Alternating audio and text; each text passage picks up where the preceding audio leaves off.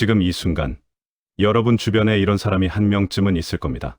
예전엔 모임마다 빠지지 않던 사람인데 어느 날부터인가 연락이 뜸해졌습니다. 만나자 해도 이런저런 이유로 사양하고 전화를 걸어도 잘 받지 않습니다. 살면서 경제적으로 어느 정도 자리를 잡은 뒤부터 그렇게 됐습니다. 주변 사람들은 말합니다. 돈이 생기더니 사람이 달라졌다고, 오만해졌다고, 우리를 무시하는 거라고. 그런데 과연 그럴까요? 아닙니다. 오늘 이 이야기의 결론부터 말씀드리겠습니다. 그 사람은 달라진 것이 아닙니다.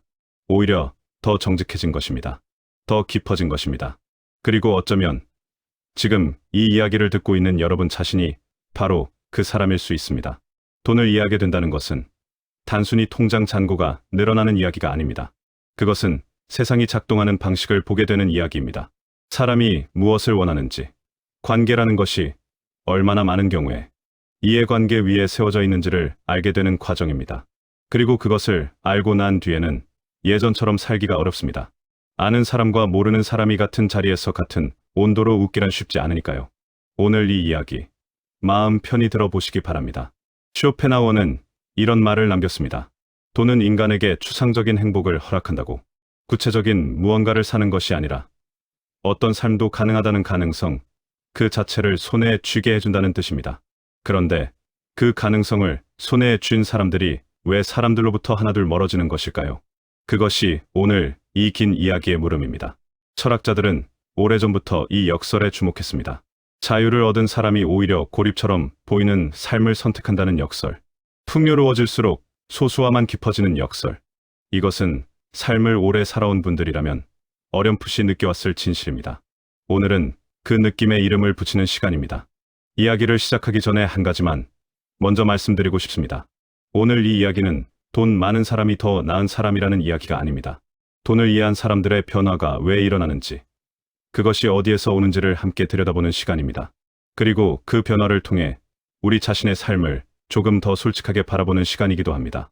먼저, 돈을 이해한다는 것이 정확히 무엇인지부터 이야기해봐야 합니다. 많은 분들이 돈을 이해한다는 것을 재테크를 잘 안다는 것으로 받아들입니다. 복리가 어떻게 작동하는지, 주식이나 부동산이 어떻게 움직이는지를 아는 것이라고요. 물론 그것도 포함됩니다. 하지만 그것은 겉면입니다. 돈을 진정으로 이해한다는 것은 그보다 훨씬 더 깊은 지점을 건드립니다.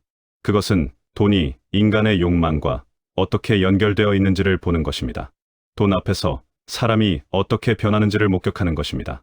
그리고 그 과정에서 관계라는 것의 진짜 구조를 파악하게 되는 것입니다.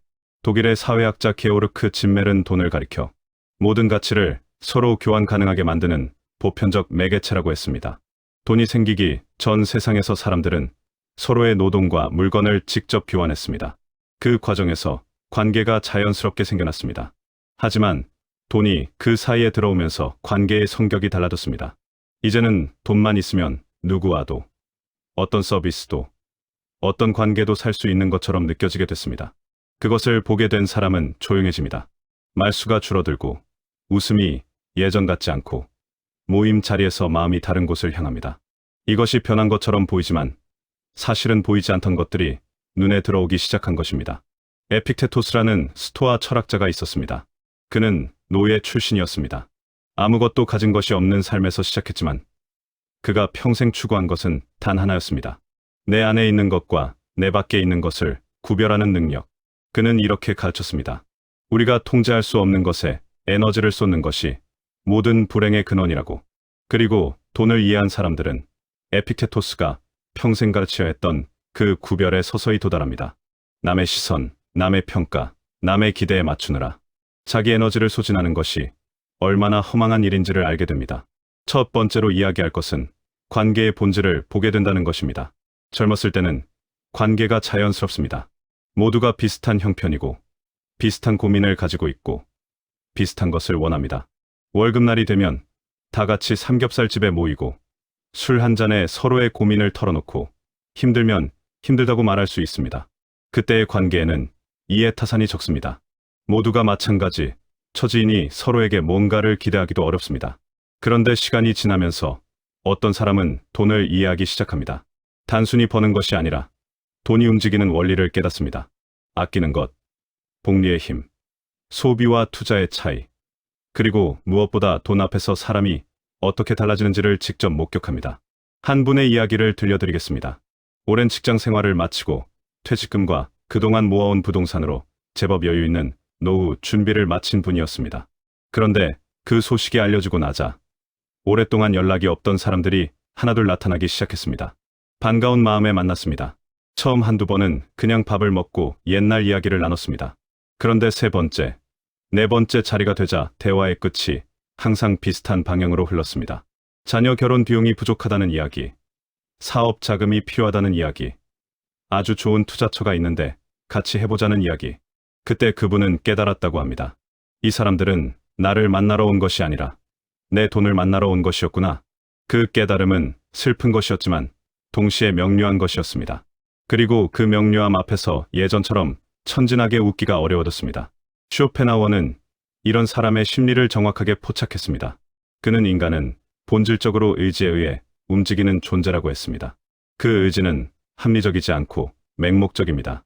배고프면 먹고 싶고 피곤하면 자고 싶듯이 뭔가가 부족하면 그것을 채워줄 수 있는 사람에게 자연스럽게 끌립니다.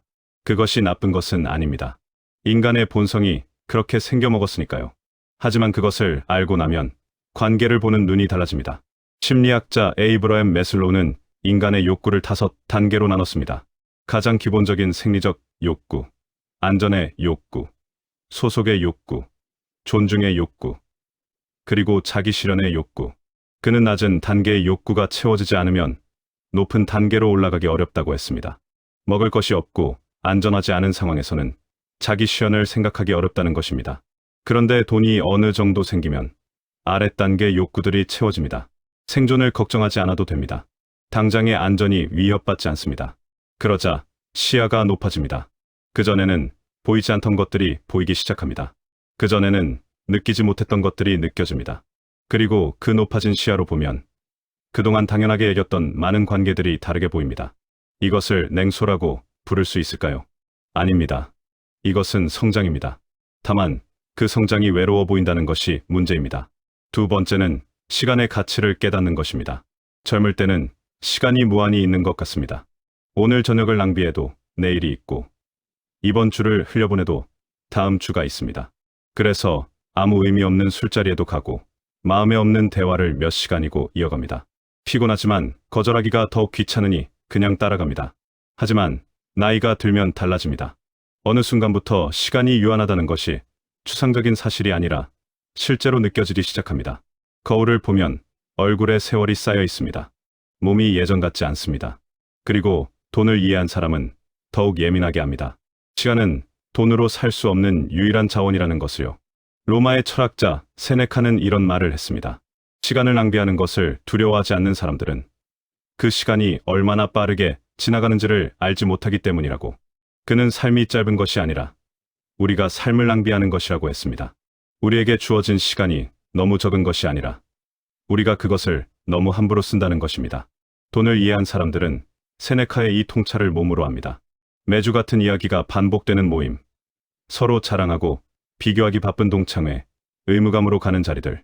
그 자리에 앉아있는 동안 몸은 거기 있지만 마음은 다른 곳에 가 있습니다.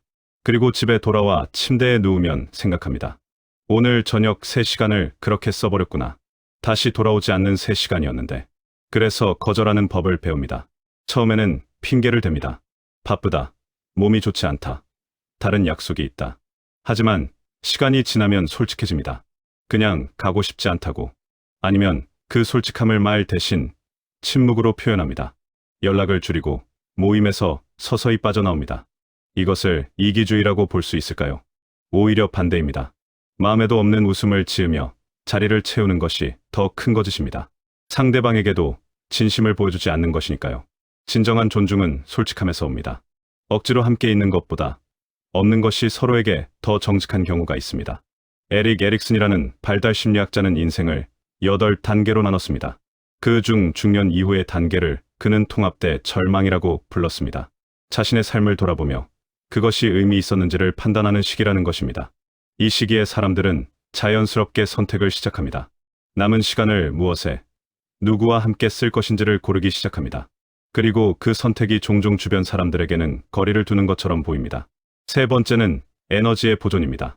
사람을 만나는 것은 생각보다 훨씬 많은 에너지를 씁니다.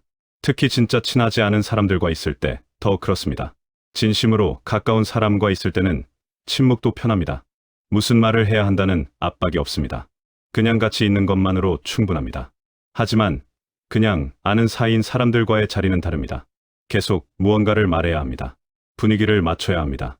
관심 없는 이야기에도 맞장구를 쳐야 합니다. 웃기지 않은 농담에도 웃어야 합니다. 이것이 한두 번이면 괜찮지만 반복되면 지칩니다. 그리고 그 피로가 쌓이면 그 모임 자체를 피하게 됩니다. 쇼펜하우어는 고슴도치 비유로 이 인간 관계의 딜레마를 설명했습니다. 추운 겨울날 고슴도치들이 체온을 나누기 위해 서로 가까이 모입니다. 그런데 너무 가까이 붙으면 서로의 가시에 찔립니다. 그래서 물러섭니다. 그러면 다시 춥습니다. 그래서 또 가까이 붙습니다. 그렇게 반복하면서 결국 찔리지도 않고 얼지도 않는 적당한 거리를 찾게 됩니다. 인간 관계가 꼭 그렇습니다. 돈을 이해한 사람들은 이 적정거리를 남들보다 빨리 찾습니다. 그리고 누군가가 그 거리보다 더 가까이 들어오려 하면 본능적으로 뒤로 물러납니다. 그것은 방어입니다. 상처받지 않으려는 것이고 동시에 상처를 주지 않으려는 것이기도 합니다. 특히 돈이 개입된 관계에서는 더욱 그렇습니다. 돈을 빌려달라는 부탁, 보증을 서달라는 요청, 투자를 함께 하자는 권유. 이런 것들은 관계의 온도를 한순간에 바꿔버립니다.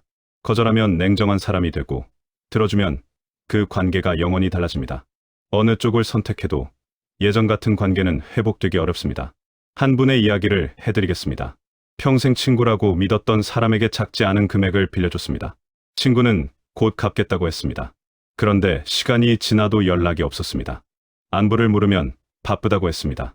어느 날 그 친구가 해외여행을 다녀온 사진을 소셜미디어에 올린 것을 우연히 봤습니다. 그 순간 알았습니다. 돈을 돌려받지 못하는 것보다 더 큰 것을 잃었구나. 수십 년의 우정이라고 믿었던 것이 사실은 그것이 전부가 아니었구나. 이런 경험을 한 번이라도 겪으면 사람들은 조심스러워집니다. 돈이 개입될 가능성이 조금이라도 보이는 관계에서는 미리 거리를 두게 됩니다. 그것이 냉정해 보일 수 있지만 그것은 상처부터 자신을 지키는 지혜입니다. 미국의 심리학자 존 볼비는 애착 이론을 통해 이런 현상을 설명할 수 있는 틀을 제공했습니다. 인간은 믿었던 애착 대상에게 배신당했을 때 그 상처를 오랫동안 간직한다고 했습니다. 그리고 그 상처는 이후의 관계 맺음, 방식에 깊은 영향을 미칩니다. 새로운 관계에서 먼저 벽을 세우거나 지나치게 의존하거나 아예 감정적 거리를 두는 방식으로 자신을 보호하려 한다는 것입니다. 돈 때문에 관계가 무너지는 것을 목격하거나 직접 겪은 사람들은 그 경험이 이후에 모든 관계에 조심스러운 레이어를 하나 더 추가합니다. 네 번째는 내면의 풍요로움을 추구하게 된다는 것입니다. 쇼펜하우어는 인간의 행복이 어디에서 오는지에 대해 독특한 분류를 했습니다. 그는 행복의 원천을 세 가지로 나눴습니다. 첫 번째는 우리가 무엇인가 하는 것, 즉 우리의 인격과 능력입니다. 두 번째는 우리가 무엇을 가지고 있는가 하는 것, 즉 재산과 소유물입니다. 세 번째는 우리가 다른 사람들에게 어떻게 보이는가 하는 것, 즉 명예와 평판입니다. 그리고 그는 단호하게 말했습니다. 첫 번째가 가장 중요하고 세 번째는 가장 덜 중요하다고. 이것은 단순해 보이지만 실은 굉장히 급진적인 선언입니다. 우리가 살아온 방식을 생각해보면 대부분의 삶은 세 번째, 즉 남에게 어떻게 보이는가를 위해 살아왔습니다. 좋은 직장을 다니는 것도, 좋은 차를 모는 것도, 좋은 동네에 사는 것도 결국 남의 시선을 의식한 선택이 많습니다. 그런데 쇼펜하우어는 그것이 행복에 가장 덜 기여한다고 말하는 것입니다. 돈을 이해한 사람들은 어느 순간 이 진실을 몸으로 알게 됩니다. 남들이 부러워하는 물건을 샀을 때의 기쁨이 얼마나 짧은지를 압니다. 비싼 식당에서 밥을 먹는 것이 진짜 행복과 얼마나 다른 것인지를 압니다. 그리고 정말 기쁜 순간들을 돌이켜보면 그것은 대부분 외부의 것이 아니라 내면의 것에서 왔다는 것을 깨닫습니다. 좋은 책을 읽다가 문득 무언가를 깨달은 순간, 혼자 산책하다 바람이 좋다고 느낀 순간, 오래된 친구와 조용히 앉아 아무 말 없이도 편안했던 순간. 칼 구스타프 융은 인생의 후반부를 가리켜 내면으로의 여정이라고 했습니다.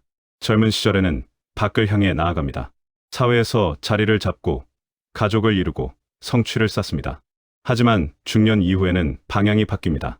밖이 아니라 안으로 향합니다. 자신이 진정 누구인지, 무엇을 원하는지, 무엇이 자신에게 의미 있는지를 탐구하기 시작합니다. 융은 이 과정을 개성화라고 불렀습니다. 사회가 기대하는 자신이 아니라 진정한 자신으로 살아가기 시작하는 과정입니다. 돈을 이해한 사람들은 이 개성화의 과정을 남들보다 조금 더 빨리, 조금 더 깊이 경험합니다.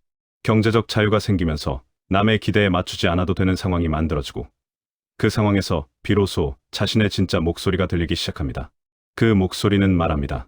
책을 읽고 싶다고, 산책을 하고 싶다고, 혼자 음악을 듣고 싶다고, 아무도 없는 조용한 곳에서 그냥 생각하고 싶다고. 그런데 그 목소리를 따라가면 자연스럽게 시끄러운 자리에서 멀어지게 됩니다. 다섯 번째는 속도의 차이입니다. 돈을 이해한 사람들은 대체로 느립니다. 그것은 게으름이 아닙니다. 신중함입니다. 그들은 결정을 서두르지 않습니다. 충동적으로 움직이지 않습니다. 돈이 움직이는 원리를 알기 때문입니다. 돈은 조급한 사람에게서 멀어지고 인내하는 사람에게 모입니다. 그것을 몸으로 경험한 사람들은 삶의 다른 영역에서도 그 원칙을 적용합니다. 투자 이야기를 예로 들면 이해가 쉽습니다. 어떤 투자 이야기가 나왔을 때 돈을 이해한 사람은 천천히 생각합니다. 이 투자가 어떤 원리로 수익을 내는 것인지, 리스크는 무엇인지, 최악의 경우를 감당할 수 있는지를 따져봅니다. 서두르지 않고 모르면 모른다고 합니다. 반면 돈을 잘 모르는 사람은 다릅니다. 대박이래. 지금 안 하면 후회한다는 말에 흥분합니다. 빠르게 결정하고 남들이 한다니까 따라합니다. 그리고 많은 경우 후회합니다. 이 두 사람이 같은 자리에 앉아 있으면 대화가 통하지 않습니다. 한쪽은 왜 저렇게 소극적이냐고 답답해하고, 다른 쪽은 왜 저렇게 성급하냐고 걱정합니다. 결국 그 자리가 불편해집니다. 아리스토텔레스는 중용이라는 개념을 이야기했습니다. 덕이란 양, 극단 사이의 균형 잡힌 지점에 있다고 했습니다. 용기는 비겁함과 무모함 사이의 균형입니다. 너그러움은 인색함과 낭비 사이의 균형입니다. 돈을 이해한 사람들은 이 중용을 자연스럽게 체득합니다. 지나치게 인색하지도, 지나치게 해프지도 않습니다. 지나치게 소극적이지도, 지나치게 무모하지도 않습니다. 그 균형 감각이 때로는 주변 사람들에게 답답함으로 느껴집니다. 워런 버핏이 평생 투자를 통해 증명한 것이 있습니다. 그것은 기술이 아니라 기다림이었습니다. 좋은 것을 알아보고 그냥 기다리는 것. 남들이 팔 때 사고, 남들이 흥분할 때 조용히 있는 것. 이것이 얼마나 어려운 일인지 아는 사람은 쉽게 흥분하는 사람들과 같은 온도로 앉아있기가 어렵습니다. 그래서 자연스럽게 거리가 생깁니다. 여섯 번째는 책임의 무게입니다. 돈을 가진 사람에게는 보이지 않는 무게가 따라옵니다. 그것은 밖에서는 잘 보이지 않지만 당사자에게는 항상 있습니다. 이 돈이 얼마나 오랜 시간이 걸려 모인 것인지, 이것을 지키지 못하면 노후가 어떻게 되는지, 갑자기 아프거나 예상치 못한 일이 생기면 어떻게 할 것인지, 이 무게를 경험해보지 못한 사람은 이해하기 어렵습니다. 그래서 종종 이런 말이 나옵니다. 돈 많으면서 왜 그것도 못해줘? 예전엔 그렇지 않았는데 돈이 생기더니 인색했다고. 하지만 당사자는 압니다. 그 돈이 얼마나 어렵게 모인 것인지, 그것을 지키는 것이 얼마나 조심스러운 일인지. 세네카는 이런 말을 남겼습니다. 가진 것이 많은 사람은 잃을 것도 많다고. 그래서 가진 것이 늘어날수록 두려움도 함께 커진다고. 이것은 부정적인 이야기가 아닙니다. 그것이 현실이라는 것입니다. 잃을 것이 많아진 사람이 조심스러워지는 것은 당연합니다. 그것을 겁쟁이라고 부르는 사람들과는 이야기가 통하기 어렵습니다. 그래서 돈을 이해한 사람들은 자연스럽게 비슷한 처지의 사람들끼리 모이게 됩니다. 비슷한 것을 경험하고 비슷한 무게를 지고 있는 사람들과 있을 때 편안함을 느낍니다. 그리고 그렇지 않은 자리에서는 점점 말수가 줄어듭니다. 독일의 철학자 게오르크 헤겔은 모순이 성장을 만든다고 했습니다. 어떤 것이 있고 그것과 반대되는 것이 있고 그 충돌에서 더 높은 것이 탄생한다는 변증법입니다. 돈을 이해하는 과정도 그렇습니다. 열심히 일하고 모으는 삶이 있고 그 과정에서 사람에게 실망하고 상처받는 경험이 있고 그 충돌에서 더 성숙한 인간관계에 대한 이해가 생깁니다. 그 성숙함이 때로는 거리를 두는 것처럼 보이지만 사실은 더 높은 곳에서 사람을 이해하는 것입니다. 일곱 번째는 가치관의 변화입니다.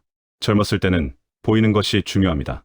어떤 차를 타는지, 어떤 가방을 드는지, 어떤 동네에 사는지가 자신을 증명하는 것처럼 느껴집니다. 그리고 그것이 어느 정도 사실이기도 합니다. 아직 자신을 스스로 증명하지 못했을 때는 외적인 것들이 그 역할을 대신합니다. 그런데 돈을 이해하고 나면 그 시각이 달라집니다.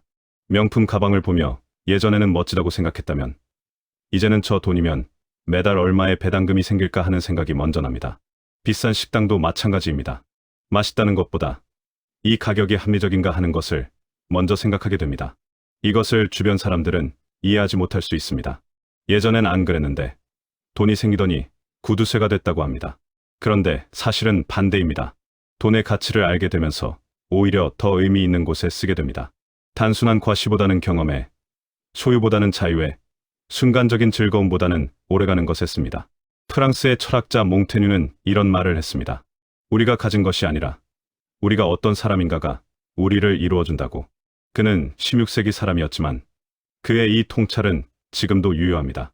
외부의 것들은 늘 변합니다. 재산도 올라갔다 내려가고 명예도 오르락내리락합니다. 하지만 내가 어떤 사람인가, 내가 무엇을 가치 있게 여기는가, 이것은 내 것입니다. 그것을 탄탄하게 만드는 것이 진짜 부라는 것을 돈을 이해한 사람들은 압니다. 그래서 그들은 소유보다 경험을, 양보다 깊이를 선택합니다. 많은 사람을 알기보다 한두 사람을 깊이 알고 싶어 합니다. 많은 자리에 참석하기보다 가치 있는 자리에만 나가고 싶어 합니다. 이 선택이 주변 사람들에게는 오만하거나 차갑게 보일 수 있지만 그것은 오해입니다. 8번째는 시선의 변화입니다. 돈을 이해하고 나면 세상을 보는 눈의 레이어가 하나 더 생깁니다. 겉으로 드러나는 말 뒤에 숨어있는 의도가 보이기 시작합니다. 친절한 제안 뒤에 깔려있는 이해관계가 보입니다. 뉴스를 봐도, 사람을 만나도, 어떤 이야기를 들어도 이전과 다른 것들이 눈에 들어옵니다. 이것은 냉소주의가 아닙니다. 현실을 정확하게 보는 능력입니다. 하지만 문제는 이 시선을 다른 사람들과 공유하기가 어렵다는 것입니다. 아직 그 레이어가 생기지 않은 사람들에게는 그 시선이 불필요한 의심처럼 보일 수 있습니다. 왜 저 사람을 믿지 못하냐고, 왜 그렇게 부정적으로 보냐고 할 수 있습니다. 그래서 입을 닫게 됩니다. 괜히 말했다가 이상한 사람 취급받을 것 같아서 그냥 보이는 것만 보는 척합니다. 그리고 그 자리가 점점 불편해집니다. 보이는 것을 모른 척하고 앉아 있어야 하는 것은 꽤 고단한 일이니까요. 그래서 그 자리를 피하게 됩니다. 니체는 인식의 고통에 대해 이야기했습니다. 진실을 안다는 것이 항상 행복한 일은 아니라고. 모르고 있을 때는 순진하게 행복할 수 있었던 것들이 알고 난 뒤에는 그 순진함으로 돌아갈 수 없다는 것입니다.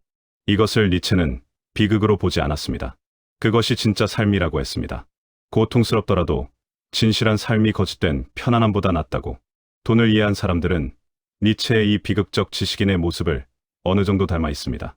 알고 싶지 않았던 것들을 알게 되었고 그 알미 삶을 복잡하게 만들었습니다. 하지만 그것을 통해 더 진실한 삶으로 나아가고 있습니다.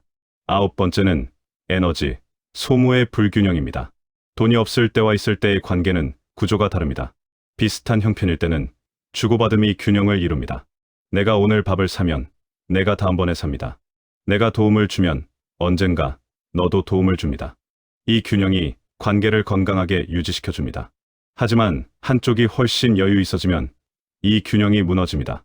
항상 주는 쪽과 항상 받는 쪽이 생깁니다. 처음에는 주는 쪽도 기꺼이 줍니다. 가족이니까, 오랜 친구니까. 하지만 이것이 반복되면 지칩니다. 더 큰 문제는 받는 쪽이 점점 이것을 당연하게 여긴다는 것입니다. 처음에는 고마워하던 사람이 2번, 3번이 지나면 그것을 기대하게 됩니다. 그러다가 어떤 이유에서든 그 기대가 채워지지 않으면 서운해합니다. 어차피 여유 있잖아. 왜 이것도 못해줘 하는 식의 마음이 생깁니다. 심지어 해줬을 때는 별다른 감사를 표하지 않다가 못해줬을 때만 섭섭해합니다. 이것은 심리학에서 설명할 수 있습니다. 인간은 받는 것에 금방 익숙해지고 익숙해진 것을 권리처럼 느끼는 경향이 있습니다. 초반에 감사했던 것이 시간이 지나면서 당연한 것이 됩니다. 이것은 개인의 도덕성 문제가 아니라 인간의 심리적 특성입니다. 쾌락의 적응이라고 부르는 현상과 비슷합니다. 좋은 것에 금방 적응해버리는 것이죠. 이 불균형을 경험한 사람들은 관계에서 한 발 물러서게 됩니다. 계속 주기만 하는 관계는 오래 지속될 수 없다는 것을 알게 됩니다. 그래서 처음부터 그런 구조로 흘러가지 않도록 거리를 둡니다. 그것이 차갑게 보일 수 있지만 관계를 지키기 위한 선택입니다. 사회학자 마르셀 모스는 선물 교환에 대한 연구에서 이런 것을 발견했습니다. 인간 사회에서 무언가를 주고받는 행위는 단순한 물질의 교환이 아니라 사회적 유대를 만들고 유지하는 행위라고. 그런데 그 교환이 일방적으로 한쪽으로만 흘러가면 유대가 강화되는 것이 아니라 오히려 권력 관계가 만들어진다고 했습니다. 주는 사람이 권력을 갖고 받는 사람은 종속됩니다. 이것은 진짜 관계가 아닙니다. 돈을 이해한 사람들은 이 구조를 피하고 싶어 합니다. 자신이 위에 서고 싶지도 않고 상대방이 아래에 있게 만들고 싶지도 않습니다. 10번째는 선택의 자유입니다. 돈이 없을 때는 참아야 하는 것들이 많습니다. 마음에 들지 않는 상사에게도 굽신거려야 합니다. 가기 싫은 회식에도 가야 합니다. 사람을 고를 수가 없습니다. 생존을 위해서 맞춰야 합니다. 이것이 억울하거나 부당하게 느껴지더라도 선택지가 없습니다. 그런데 돈이 생기면 선택할 수 있게 됩니다. 아니오라고 말할 수 있게 됩니다. 이 선택의 자유를 한번 맛보면 다시 억지로 맞추는 삶으로 돌아가기가 어렵습니다. 피노자는 자유를 이렇게 정의했습니다. 외부의 강요가 아니라 자신의 본성에 따라 행동하는 것이 진정한 자유라고. 강요에 의해 움직이는 것은 자유가 아닙니다. 두려움 때문에, 궁핍 때문에, 남의 눈치 때문에 하는 것들은 진정한 자신의 선택이 아닙니다. 그런데 경제적 자유가 생기면 스피노자가 말한 진정한 자유의 한 걸음 더 다가갈 수 있습니다. 그리고 그 자유를 위협하는 것들로부터 멀어지게 됩니다. 내 시간을 빼앗아 가는 것들, 내 에너지를 소모시키는 것들, 내 평온을 깨뜨리는 것들로부터 거리를 둡니다. 그것이 냉정해 보일 수 있지만 자신의 삶을 지키는 방법입니다. 프랑스 철학자 시몬 드 보부아르는 이런 말을 했습니다. 자유는 주어지는 것이 아니라 쟁취하는 것이라고. 아무것도 하지 않아도 자유로워지지 않습니다. 자유를 갖기 위해서는 그것을 제한하는 것들과 싸워야 합니다. 돈을 이해한 사람들의 거리 두기는 사실은 그 싸움의 일부입니다. 자신의 자유를 지키기 위해 능동적으로 관계를 선택하는 것입니다. 이쯤에서 한 가지 중요한 이야기를 해야 합니다. 돈을 이해한 사람들이 완전히 고립되는 것은 아닙니다. 오히려 그들은 더 진짜 관계를 찾습니다. 피상적인 관계들은 줄어들지만 깊은 관계는 더욱 소중해집니다. 이것이 이 이야기의 역설입니다. 많은 사람들에게서 멀어지지만 진짜 사람들에게 더 가까워집니다. 진짜 관계는 어떤 것일까요? 그것은 서로가 잘 될 때 진심으로 기뻐해주는 관계입니다. 질투하지 않고 비교하지 않고 함께 기뻐하는 관계입니다. 그리고 어려울 때 말하지 않아도 알아주는 관계입니다. 부탁하지 않아도 곁에 있어주는 관계입니다. 침묵이 어색하지 않고 있는 그대로의 자신을 보여줄 수 있는 관계입니다. 아리스토텔레스는 우정을 세 종류로 나눴습니다. 이익 때문에 맺어진 우정, 즐거움 때문에 맺어진 우정, 그리고 덕 때문에 맺어진 우정. 그는 세 번째 우정이 가장 높고 오래가는 것이라고 했습니다. 서로의 좋은 인격을 존중하고 상대방이 더 좋은 사람이 되도록 돕는 관계. 이것이 진정한 우정이라고 아리스토텔레스는 생각했습니다. 돈을 이해한 사람들이 찾는 것이 바로 이것입니다. 이익 때문도 즐거움 때문도 아닌 그냥 그 사람이 좋아서 맺어지는 관계. 있을 때나 없을 때나 변하지 않는 관계. 이런 관계는 흔하지 않습니다. 평생 한두 명만 만나도 축복입니다. 쇼펜하우어 자신도 평생 친밀한 친구가 많지 않았습니다. 사교계를 드나들던 시절도 있었지만 나이가 들수록 그는 혼자를 선택했습니다. 그것이 고독이 아니라 선택적인 삶이었습니다. 자신의 시간과 에너지를 진정으로 가치 있는 것에만 쓰고 싶었던 것입니다. 이제 이야기의 흐름을 조금 넓혀보겠습니다. 돈을 이해한 사람들에게는 공통적으로 보이는 모습들이 있습니다. 그들은 조용합니다. 소셜미디어에 자주 올리지 않습니다. 자신의 삶을 굳이 드러내려 하지 않습니다. 행복이 내면에 있기 때문에 그것을 밖으로 증명할 필요를 느끼지 않습니다. 과신은 대개 부족함에서 옵니다. 자신이 충분하다고 느끼는 사람은 굳이 남에게 보여주려 하지 않습니다. 그들은 느립니다. 서두르지 않습니다. 충동적으로 결정하지 않습니다. 시간이 자신의 편이라는 것을 알기 때문에 기다릴 줄 압니다. 복리가 시간을 두고 작동하듯이 삶의 지혜도 시간이 쌓여 나온다는 것을 알고 있습니다. 그들은 단순합니다. 복잡한 것을 좋아하지 않습니다. 관계도, 생활도, 소유도 최대한 단순하게 유지하려 합니다.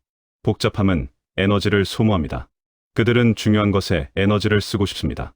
미국의 철학자 헨리 데이비드 소로는 단순하게 살라는 말을 평생 강조했습니다. 그는 숲속에 직접 오두막을 짓고 몇 년을 살면서 인간이 진정으로 필요한 것이 얼마나 적은지를 실험했습니다. 그리고 불필요한 것들을 덜어낼수록 진짜 중요한 것들이 더 선명하게 보인다는 것을 발견했습니다. 돈을 이해한 사람들이 느끼는 것과 같습니다. 피상적인 관계들을 덜어내면 진짜 관계가 더 소중하게 보입니다. 불필요한 소비를 줄이면 진짜 원하는 것이 더 명확해집니다. 그렇다면 이 모든 변화가 옳은 것일까요? 그 판단은 여러분 각자의 몫입니다. 오늘 이 이야기는 돈을 이해한 사람들이 더 훌륭한 사람이라고 말하는 것이 아닙니다. 단지 그들의 변화에 이유가 있다는 것. 그리고 그 이유가 단순히 오만함이나 냉정함이 아니라 더 깊은 곳에 있다는 것을 이야기하고 싶었습니다. 마찬가지로 많은 사람들과 활발하게 어울리며 사는 것도 좋은 삶입니다. 모임을 즐기고 관계를 소중히 여기고 함께하는 것에서 기쁨을 느끼는 것은 아름다운 일입니다. 삶의 방식은 하나가 아닙니다. 쇼펜하우어는 각자의 본성에 따라 살아야 한다고 말했습니다. 외향적인 사람이 고독을 강요받을 필요 없고 내향적인 사람이 사교를 강요받을 필요 없다고. 자신이 누구인지를 알고 그에 맞는 삶을 사는 것이 지혜라고. 오늘 이 이야기를 들으면서 자신을 돌아보는 시간이 되셨으면 합니다.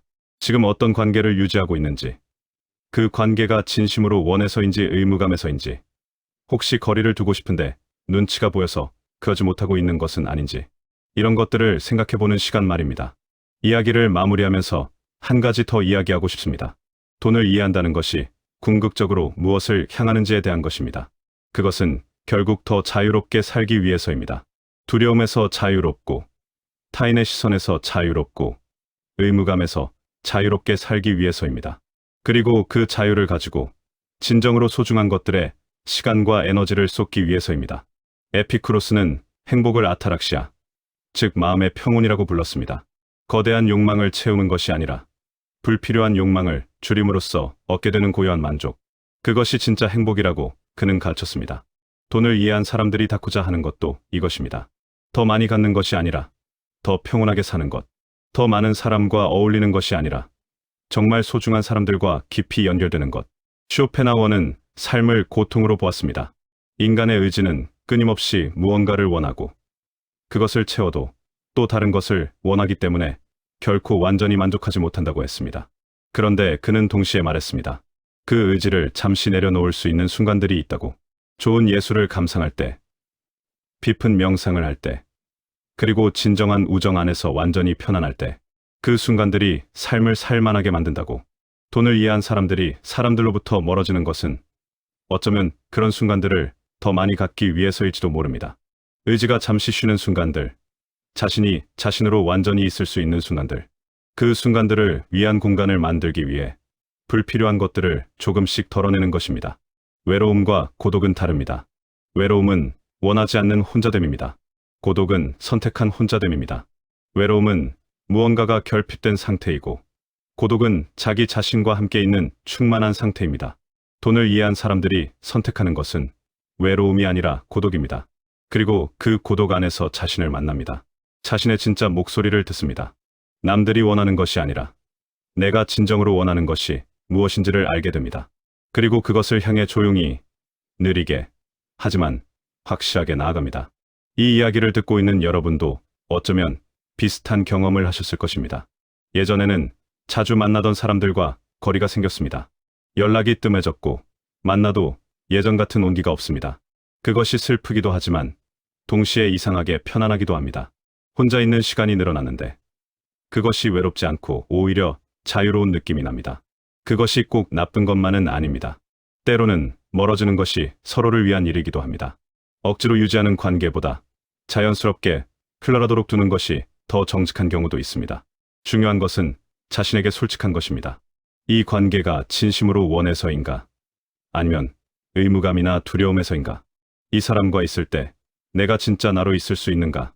아니면 무언가를 연기하고 있는가? 이것을 스스로에게 물어보는 것. 그리고 그 대답에 솔직해지는 것이 시작입니다. 쇼펜하우어가 말했습니다. 진실한 삶을 사는 것은 용기가 필요하다고.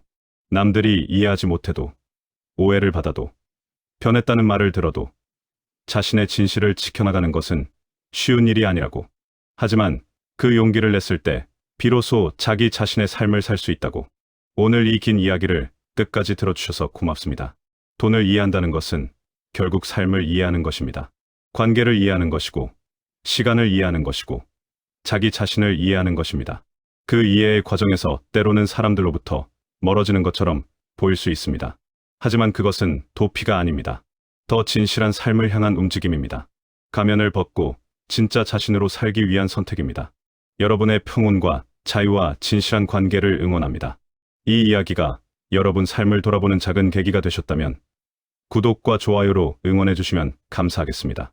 비슷한 경험을 하신 분들의 이야기를 댓글로 나눠주시면 그것이 또 다른 누군가에게 위로가 될 것입니다. 혼자가 아니라는 것을 아는 것만으로도 힘이 되니까요. 고맙습니다.